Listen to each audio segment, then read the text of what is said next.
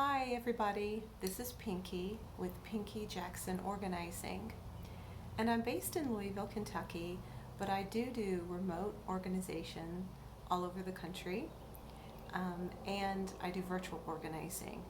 And this month, it's April 2020, and this month I'm really blessed to be able to give of my expertise and my services really freely to help anyone who's feeling overwhelmed. And the topic that I am addressing today is hoarding. And I'm going to go in depth about just one of the many ways to address what could be hoarding. But this is a very multi-layered, multi-dimensional topic. And I'm just going to address a little bit of that. And what I'm going to address is what to do if you are currently living with someone who you think is a hoarder, or the clutter in the home feels very much like a hoarding situation and you need to do something about it. And so that's what I'm going to address, because that seems to be really timely right now, especially with people who are isolated at home with other folks who may or may not have a hoarding diagnosis. And I think it's really important to kind of talk a tiny bit about that. See, hoarding many years ago, 30 years ago when I started doing this, I think that's when hoarding was still considered part of OCD, obsessive compulsive disorder. But several years ago, I want to say 2013, hoarding was given its own mental diagnosis. And I think that's really important, because it allowed us to look more deeply at what that diagnosis was or is. And I think it's very important that we recognize a couple of traits, probably the key traits to someone who actually is a hoarder, are that number one, they continuously acquire and keep an excessive amount of belongings, and those items are things that other people don't think have any value, but the person themselves does think there's value, but an excessive amount, and continually acquiring those things and holding on to those things, and that the value of those things, and we're talking things like expired food, we're talking about washed out to-go containers, we're talking about stacks of old publications, newspapers, magazines, collections that don't really have any market value. But again, to the person with the disorder, there is value. There's value to them, right? So that's a significant trait, that we think there's no value, but the person who has those belongings does think there's a value, and that's important to understand. The other thing that is really significant, and is why one of the many reasons I do this work and want to help people who are in this situation with dealing with family members, even though, and I'll talk a little bit about, it's not who I technically deal with on site. But the other thing that comes into place that it's a hoarding situation is when the home spaces have become unusable for their intended purposes. So walkways you can't walk through anymore. The bathtub is filled with things instead of being available to be used as a bathtub. The dining room table is so covered you can't sit down and have a meal. The desks have so many things on them that you can't sit down and get any work done. So the intended purpose, I guess is the way to say that, the intended purpose of a piece of furniture or a space or a room cannot be used. It's not being used for its intended purpose. And so those are two really common, if not the most significant, traits of an actual hoarder. Now, I will say a couple things. Number one, most of my clients are not hoarders. They are, I serve a wide range of clients, and I love it. And most of them are people like me who love things, and they love to buy and entertain and gather, and they love to decorate their home, and they're wonderful hostesses, and they just love the joy of being gatherers, because kind of it's in our DNA. But we also want our homes to be beautiful and usable and used for their intentions, and for the way they were intended to be used. So we're also very good at letting things go. So that's a pretty good distinction. Like I say, most of my clients have beautiful homes and they want them to be very well organized, or they used to have really beautiful, well organized homes, and then something happened in their lives. And that's what I want you to kind of try to understand. If you're feeling overwhelmed by someone else in your life, understand this for them, but then we're also going to talk about understanding for yourself. Because often clutter externally happens when clutter internally has happened. And sometimes it's traumatic, and sometimes it's transition, and sometimes it's both. You know, you've had a new baby, you've moved, you're getting to an age to where you have to downsize, you've had job losses, you've had to start all of a sudden helping your children with their schoolwork at home. There's all sorts of transitions that make it very difficult and kind of trigger anxiety or depression. And those depression can actually look like hoarding. A lot of the similar things, a lot of the similar traits, you know, to where you kind of are in this paralysis of not being able to keep up with your cleaning routine, not being able to keep up with what I call the rotation. One thing out, one thing in, one thing in, one thing out, or one thing in, three things out, depending upon where you are. And so a lot of times it's a depression, anxiety, transition, or it's just a busyness. You know, you've gotten promotion at work, you've gotten more clients in your practice, you have more kids, you're just busy and you need someone to help you with that. And we're at a time in our culture, I think, where busyness is given so much, so many accolades, that we don't always take time to say, hey, I need to slow down, or I need to bring in someone to help me with this, you know. So it's important to kind of look and try to understand, and definitely try to empathize with what the person is going through, that you are thinking may be a hoarder, and you want to help them, okay? And so that's really important to know. A lot of people, a lot of us, when we see that someone has a situation like this, we want to just go in and do the work. We'll organize the whole family to come over, we'll take shifts, we'll all do it in one weekend, we'll empty the whole house, we'll clean the whole house, we'll get rid of all the stuff, we'll reorganize their lives, and we're doing it for them, and we feel good about that. But do they? And that's really important, because if they don't, then not only is it not sustainable, but maybe it wasn't respectful, and it damages them even more and makes them even stronger in their need to hold on to things. You know, because people hold on to things for many different reasons, and you can kind of categorize it into a few different, like, general categories. You may have seen my little video that I did on archetypes, on decluttering and organizing archetypes, and if not, I would suggest you take a look at that. Just go to pinkyjackson.com. I think they're all there, or the link to YouTube is all there, and then they're there. Anyway, you'll find them. Pinky Jackson Organizing, you'll find them. And if not, just email me directly and I'll send them to you. So there are different reasons, different archetypes in our personalities and as far as our organization, but with why people hold on to things, sometimes it's sentimental. They love something, and that thing reminds them of a time in their life or a person in their life that they're not ready to let go of. And they think that if the physical thing is not there, then they've lost that connection. And that connection could be another human being, it could be a living human being, it could be someone who's passed on, it could be a past part of their own life that they're not ready to let go of. So it's a very sentimental thing that sometimes the item can feel very difficult to let go of, because they don't understand that that's not letting go of the person or the memory or the growth, whatever they went through.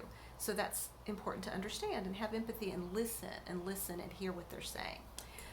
Some of us, you know, are really practical. We're holding on to things because we're really frugal and practical, and we've got to keep it for that reason, you know, because we might need it, or we might need it someday.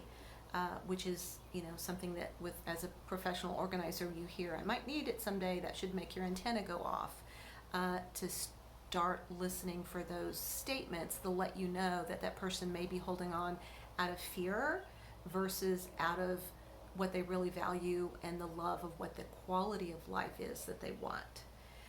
So that's the other thing that I would say to think about is talk to whomever it is, or have someone help you talk to that person.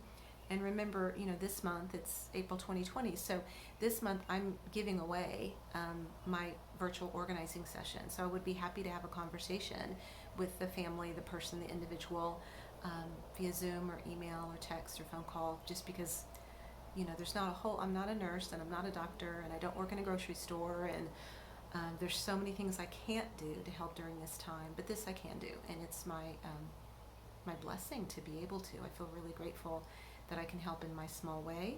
So we can do that for free for you. It's just totally free. There's no obligation. It's just the right thing to do. So have a conversation to understand why the person is holding on to these things and what they're afraid of, to just kind of understand, and hopefully you'll get to a point where you can find out that they're not that afraid to get rid of things. They actually are just behind in cleaning, or they're overwhelmed with the transition, or they don't know where to start. And that is your key to say, hey, this person is just disorganized and needs some help. And so there's a scale. It's actually put out by the Association of the Chronically Disorganized Society of Professionals, that's what we do. We work with people all day long, and they've kind of put it down into this really great scale that you can look at the level. It goes from 1 to 5. And it's a really great, helpful scale that you can just objectively look at. What is this person experiencing? What does the house look like? What is the residence, the home, the yard? What is the actual objective data that you can collect about what the situation is? And that tells you a couple things. It tells you some safety guidelines. It tells you some intervention guidelines. It tells you equipment guidelines that may be needed. So it kind of just opens your eyes a little bit. And I will tell you, for most of the people that I know, when they think, this person's hoarding, and then they look at that scale, they go, oh, okay, no, their environment really doesn't match that. I think they just need some help getting organized. And so that's one of the reasons I love to share that.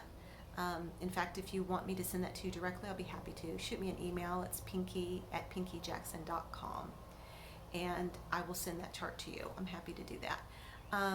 So if that's the situation, that's kind of what I wanted to give a little bit of a talk about today, is first kind of having this awareness. And then I just want to zero in on one part, which is in response to folks who have said, I'm living with someone who's a hoarder. What can I do? Our house is so messy. For a percentage of those folks, the number one advice that I have is for you to take a good look at your own belongings. What could be called tend to your own knitting. I'm not saying that you have clutter. You could be a minimalist and a super, super tidy, clean person.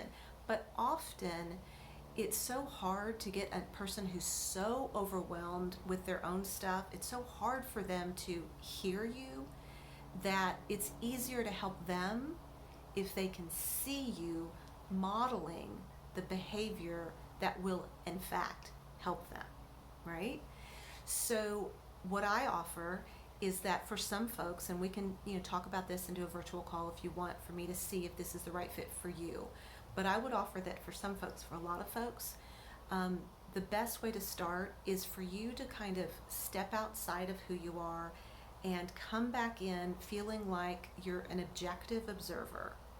Kind of close your eyes for a minute. If you can step outside, and then come in and look as though you're a visitor to this space, and walk room by room and go, are those my items? Did I leave that there? Did I order that? Is that my stack of mail that hasn't been sorted? Is that my collection of books? Take a look at just the space and just your things in the space without any emotion. Don't judge yourself. It's not about judging yourself going, oh dear, that's my pile. No, it's just very objective, judgment-free. I'm all about the zero judgment. And looking and assessing the situation, and then you addressing your stuff. Your outer stuff, helps you address your inner stuff, and it needs to happen anyway, right? You deserve to have that stress taken away because you've addressed the stack of books, the items that you thought you were going to donate, and either you've never gotten around to it, or now you're in a community where you can't drop things off, but you can package them, shut them, label them, seal them, shut them really carefully, tape over the opening, label them with the date and where they need to go. You can do that and find one place in the home, in the garage, on a covered porch, wherever is appropriate for you to store things until they can go away. Maybe it's the trunk of your car. It really depends on what the items are and how they need to be stored, and maybe where they need to go. And maybe it's something that should be and can be shipped to someone else. And right now you can still ship things. My sister doesn't know it, but she's about to receive 12 DVDs. But I think she'll like them. And now that box is out of my house. So that's the first thing, is for you to go through and take care of your own stuff without talking about it to your family necessarily, without saying, see what I'm doing? You could do this. No. That steps into judgment zone. Stay internally focused. Stay really grateful that you're able to gift yourself to this. You're willing to do hard work to help someone else. That's a gift you're willing to give someone else. Give that gift to yourself first. Go through your home, go through your purses, go through your work desk, go through anything you need to go through, and get everything decluttered. That's the first step, is declutter it all. Empty that purse, empty that drawer, empty that basket, empty that pantry shelf. First, empty it, give it a good look cleaning, and then only put back the things that are a current fit for your lifestyle, that are healthy for you, that make you happy, that are unhealthy for you but still make you happy. I believe in a little chocolate here and there. Put back the things that you're using. Put back the things that make you happy and productive. But all the other things that are yours. Don't throw away anything that belongs to anybody else. That's not respectful or smart or sustainable. But just the things that are just yours, that nobody else has any ownership of, that you can throw them away, you can recycle them, you can donate them, you can box them up to be donated at another time, you can sell them online, whatever it is you need to do. So take care of all of those spaces, every one of them. Just keep doing it, keep doing it, keep doing it. Start there. We can talk a little bit about if you like, a next step and how to handle those shared spaces, because those are important. And I don't want to discount that the shared spaces that you don't have total ownership of aren't stressful for you if someone else is keeping them untidy or messy or cluttered or hoarding, or they're a hoarding ground. I don't want to discount that at all. This is just such a broad topic, and there's so many phases to address it. But I would say that the first 3 things to do is to, number 1, really understand what the difference between hoarding, disorganized, and just behind on cleaning.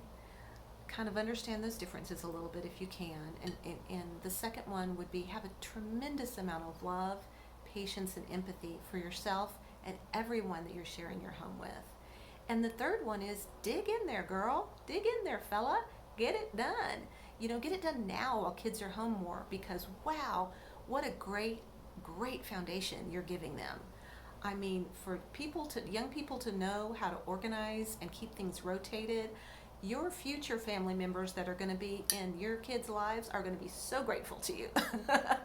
And it's such an important life skill for young people to know how to do that and to not be overwhelmed, and know how to kind of piece it out a little bit and do a little bit at a time if that's what they need to do. And I can help you with that as well. So just give me a call, sign up for one of my free sessions. I'll be happy to do that for you. So this is kind of wanted to share, just kind of dipping into that. I know this is going to apply to many of you who have contacted me, but I know bits of it are not, and that's okay. Take what works for you, and just ignore the rest of it. Take what's real and truthful and speaks to you right now, resonates with your needs right now, and move forward with that. And then contact me if there's something that I can dig a little deeper on, or if there's another kind of avenue path that I can discuss with you, and I'd be happy to do that.